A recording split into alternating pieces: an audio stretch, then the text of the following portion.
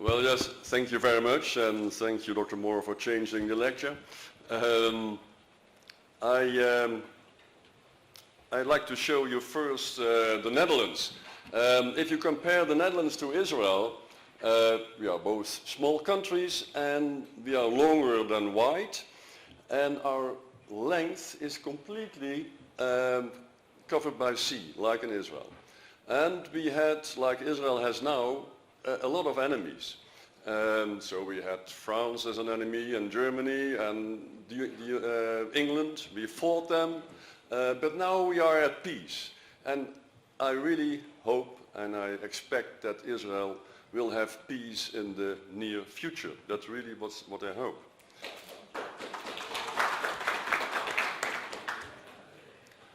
That was my lecture. Thank you very much.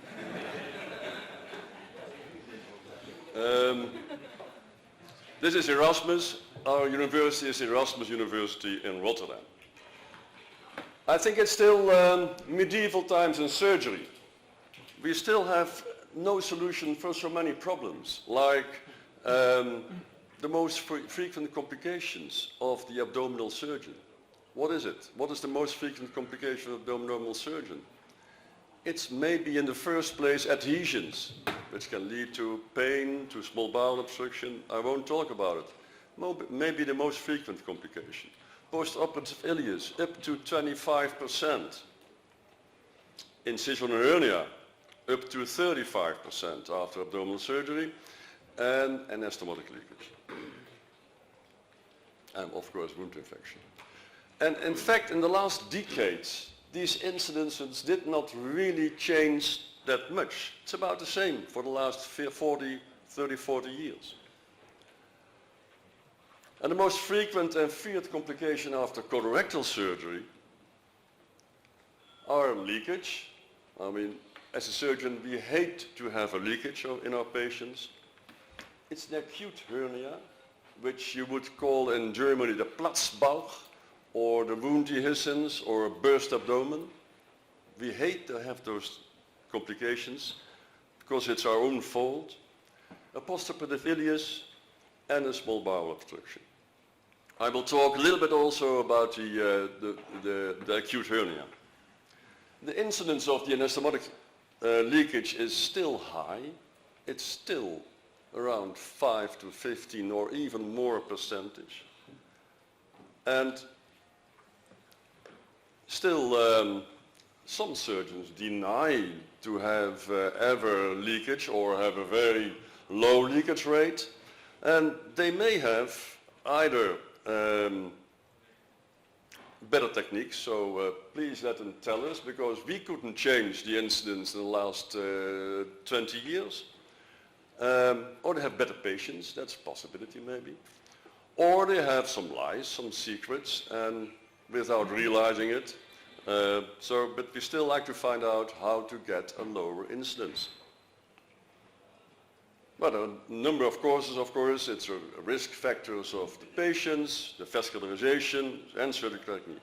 If you look at the risk factors of patients, we studied 739 patients in Rotterdam.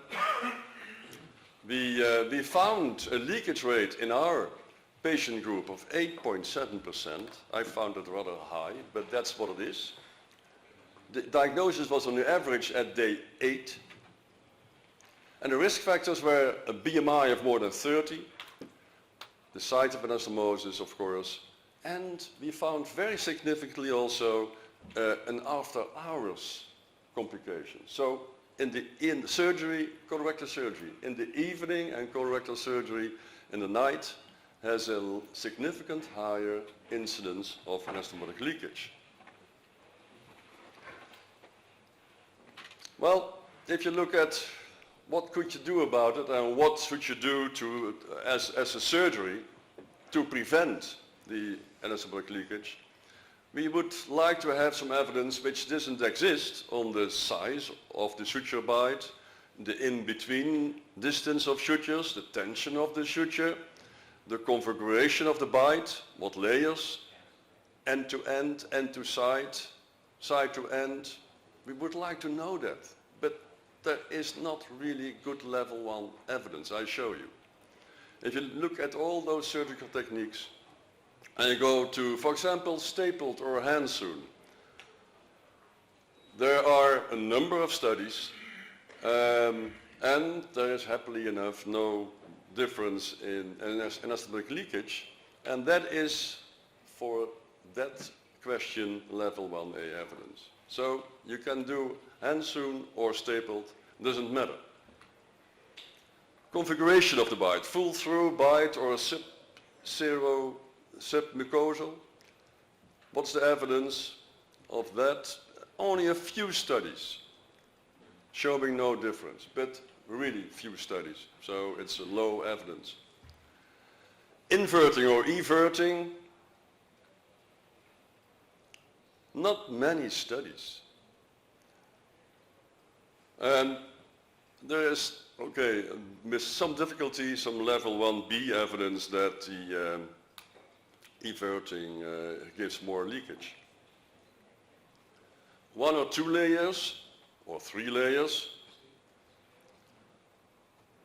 There are a number of studies, experimental studies, clinical studies, not really good randomized controlled trials, but anyway, there is some evidence that a 1 layer is sufficient.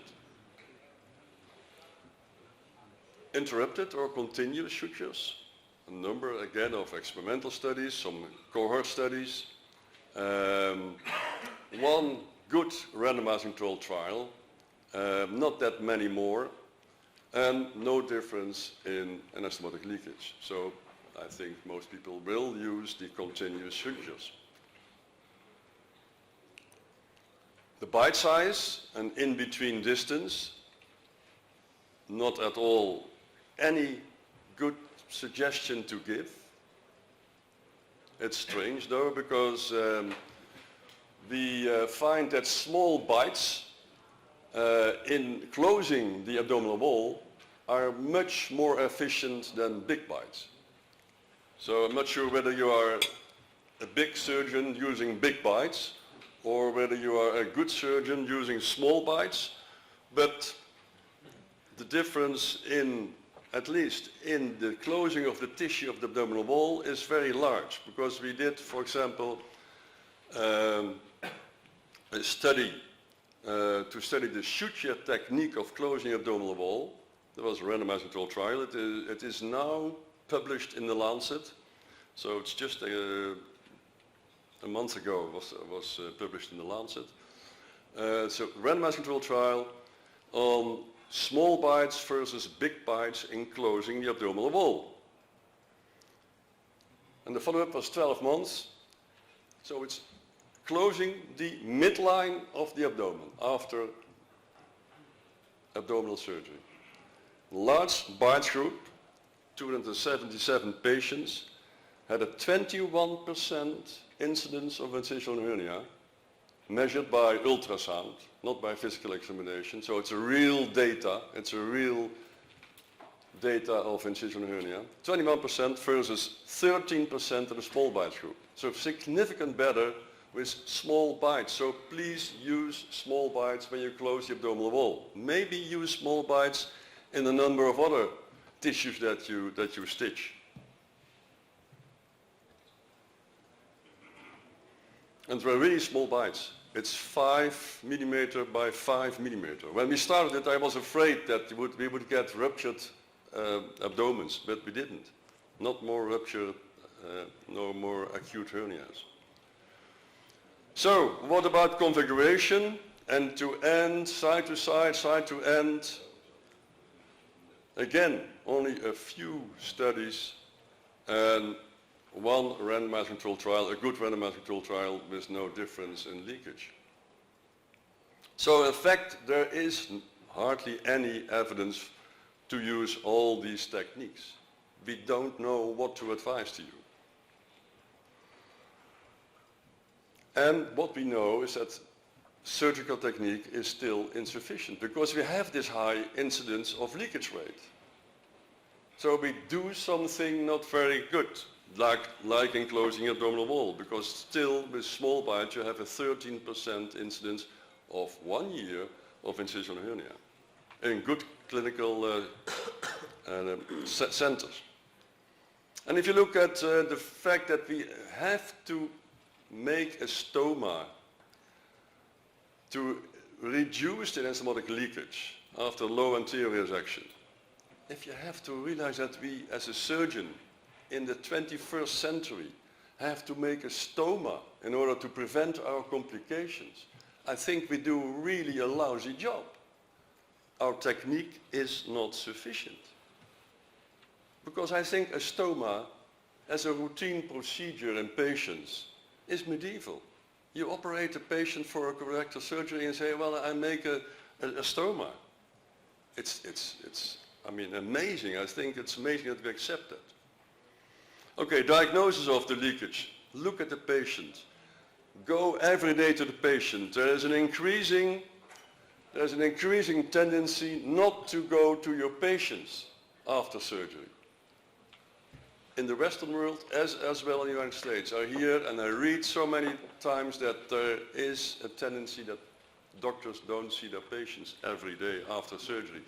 Do go, give time to your patients and empathy. And I made that word empatime. Empathy and time given to the patient is the empatime. Okay, the diagnosis, as you know, is very important, I still think, is clinical appearance. And then the other diagnostic procedures and the treatment of leakage is known to you too. And it's the division in minor and major is very much in the illness, the sickness of the patient. So leakage is really one of the main things. Acute hernia, very shortly, occurs in, let's say, 0.5% to 7%. If you look at the literature, up to 7% of all midline incisions lead to an acute wound dehiscence, or burst abdomen, platzbauch, acute hernia. And in the long term, in 5 to 35%. And maybe it's because closing time is too much coffee time. We have done a beautiful operation and we think we were great in doing surgery, but then you like to have the coffee instead of taking time to close that abdominal wall very carefully. So closing time is too much, I think, coffee time. And we should change that. Because the burst abdomen, as you see here, is really a terrible thing to get.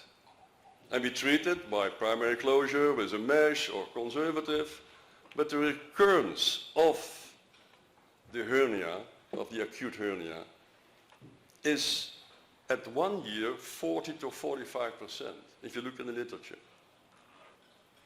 So it's a very insufficient treatment that we do for the burst abdomen. We try to stitch it, and probably because for all hernias we need to use a mesh. We should do this here too. We have done a small randomized controlled trial to find whether a mesh would be better than primary suturing. We found a significant difference with a strategized mesh, but it was a very small group, so no level 1A evidence at all. Closing my lecture, I would like to say again that we still live in medieval times in surgery, and that in fact all our research did not really change the unacceptable morbidity and mortality of our most frequent postoperative complications. And we really should try all together to perform more good studies to get that evidence and to get a better treatment of our patients. And I think a good surgeon has experience, has evidence-based medicine in his knowledge, and gives empathy to the patients. Thank you very much.